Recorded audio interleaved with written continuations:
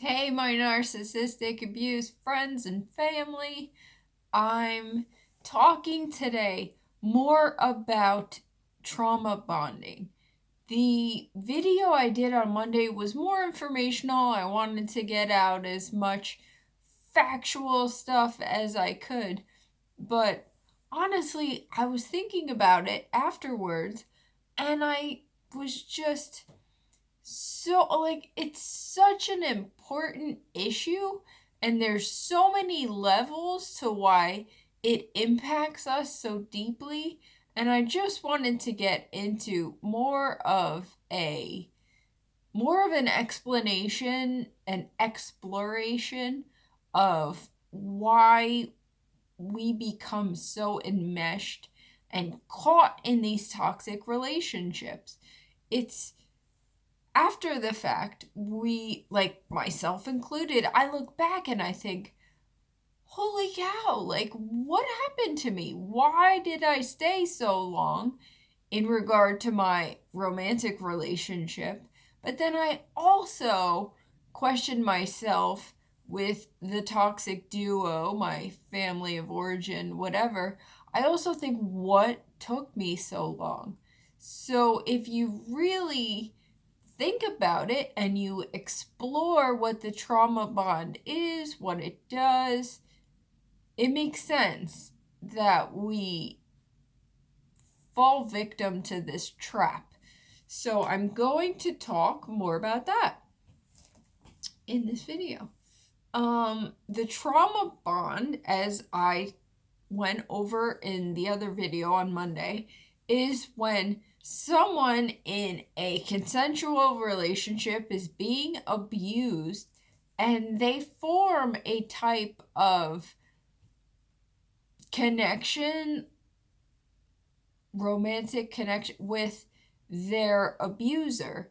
And it happens because it's a self preserving human tendency to just, try to protect yourself, essentially, that you make the best of it. Basically, it's a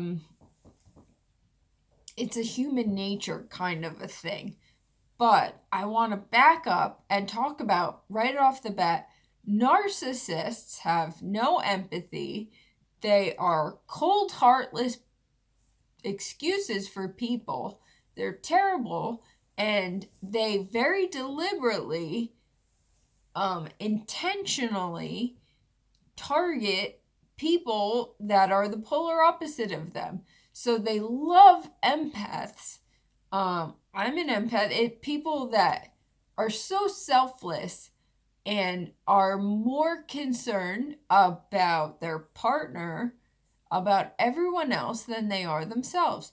And if you're not an empath, you're definitely empathic on some level. You're compassionate, you're a kind and decent human being. I say that with full confidence. Because the other thing about narcissists is that they love to align themselves with people that make them look good. Everything the narcissist does is with their own self interest as their top priority. So, I'm speaking from experience. I think back to my romantic relationship with the narcissist, and he loved the fact that I was a good person and I had a lot of friends, and he figured that by sidling himself up next to me, it made him look good. And they're so twisted that in their minds they think, well, if this person, loves me or is romantically involved with me, then it's going to present to the outside world that I'm a good person by default, by association. They're twisted, crazy, awful people. So we don't think this way, but they do. That's why it's important to put this out there, to discuss it. So they definitely deliberately target good, kind, genuine people with this is what causes codependency too. Again, the term makes me cringe, but when you put it into perspective, it makes sense. So, as an empathic person, you care more about your friends, your family, your partner for sure than you do yourself. So, you modify and alter your behaviors, your reactions based off of how that person is feeling or behaving or reacting at that point in time. So, whenever you're around this person, you modify your behavior to best suit them. That's codependency. So they make us very codependent because we get so blindsided. They love to smoke screen us. They just, all the smoke and mirrors to like detract from the fact that they're treating us horribly. They love to always put us on guard, so it starts with love bombing and hoovering, where they just make you feel like you're so special and they love you and that you're an important part of their lives. They do this all very strategically. It's so messed up. Yes, I agree. So they suck us in and they get us invested in this relationship. And then they start to strategically dismantle all of our self-worth, our self-esteem. They make us start to question ourselves. They love gaslighting, right? Crazy making. So say they will inevitably do something that will hurt you or make you, at some point you're going to stand up for yourself, God willing, and you will question them on this gross injustice that they committed or this fault or wrongdoing, and they will use toxic amnesia, historical revisioning. They'll do whatever they can to make you question yourself. They'll gaslight you. So they strategically start to dismantle your self-assurance, your self-esteem. They'll do whatever they can to make you question yourself. And they devalue you. So you start to think like, what's wrong with me? Like, why am I having so much? They flip everything on you to put you on the defense. Like, great example, when I was with my narcissistic ex, he was cheating on me left and right. And at one point, he actually accused me of cheating. And I was like, oh my goodness, this is ludicrous. This is absolutely absurd. I was so caught off guard by his accusation that I was totally distracted from the fact that he was in fact cheating on me. And I, of course, worked to put all my efforts into reassuring him and, making him feel comfortable and secure, because heaven forbid he feel threatened in any way. That's the thing about narcissists, is that they have no self-confidence, which is ironic because they put out this overinflated ego, this grandiose sense of self. That's all an effort to protect their true, feeble inner self-perception. So toxic amnesia, historical revisionism, they'll do whatever they can to gaslight you. Historical revisionism, I spoke about, it's when you confront them with a fact or something that definitely happened and they don't remember it that way, or toxic amnesia, it just never happened at all. But mind you, they're intermingling these crazy making gaslighting tactics with things like love bombing. So they really mess with our heads. This is not something that just happens on a whim. They're very intentional, they're very strategic, they are so manipulative and awful. It's confirmed. So, when we trauma bond with these jerks, it's because, and the other thing, if you're empathic or they targeted you again, like I said, for a reason, because you're a good person. So if, say, your parent is the narcissist, that's applicable to me as well.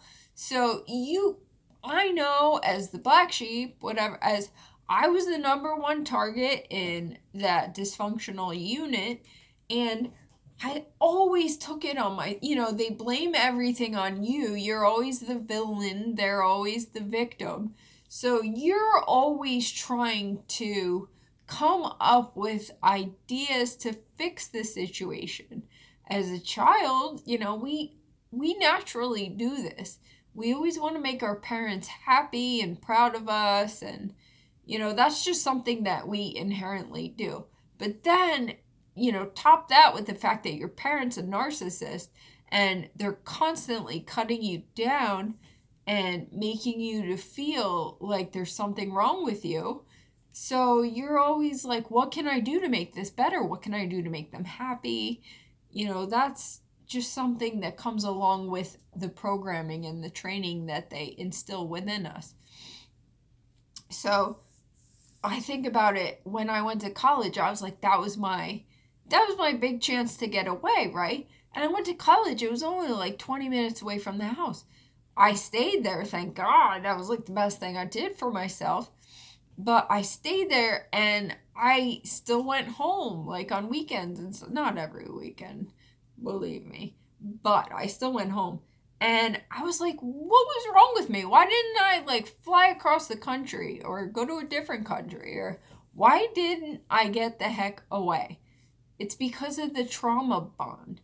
There's something inside of us that wants so badly to fix this. We want so badly to make this relationship work, because this is prior to learning about narcissistic abuse. We think that we're playing with a full deck here. We think it's an equal playing field, and it absolutely is not. We're dealing with people that have no empathy. That's messed up. That is so twisted, and I'm hard pressed to even refer to these people as people. I know that they have all these issues and all this trauma deeply embedded within them, and that's where it comes from. But I have no sympathy for people that hurt other people because they're not dealing with their own stuff. But at the end of the day, this is where the trauma bond comes from, everybody. You're a victim of narcissistic abuse, as am I, and it's so easy to beat ourselves up over, what we tolerated, how long we let this go on for, the lows that we stoop to. But there's no shame in being a kind, decent, loving human being. Vulnerability is something that really enables us to bond with one another. Love is the strongest human emotion. So these wicked narcissists take full advantage of that. They are incapable of truly loving. They are incapable of having true, meaningful, genuine, and authentic relationships. So they will exploit people as their pawns, as they do throughout life.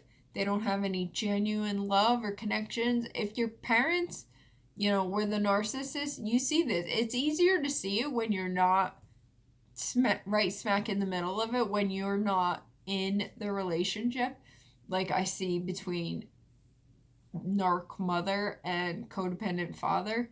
Like, he is the enabler and he just bows down to her. She selected the perfect victim. So if one of your parents is the narcissist, you can see this more clearly. And do not beat yourself up for getting, involved in this toxic cycle. It's not our fault. For being a good person it's just something that was taken advantage of. And it's human nature to form a trauma bond. You know, it's just an inherent self-preservation tendency that we fall victim to because of these terrible individuals. Anyway, I just wanted to get more into it because it's something that plagues us, I think, as victims of narcissistic abuse.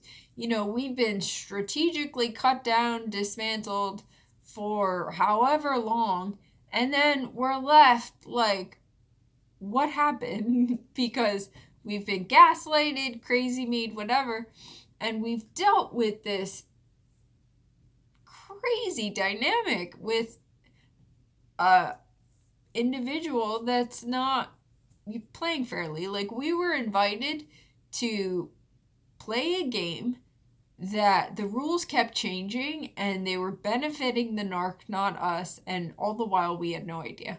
Anyway, we're bumped and we're bruised, but more than anything, we're blessed because we are better people for everything that we appreciate now that the narc was not able to give us, and we value genuine, decent, authentic relationships. All right, you guys, I hope this was helpful. I hope this was more explanatory than the first trauma bonding video. I'll see you guys soon.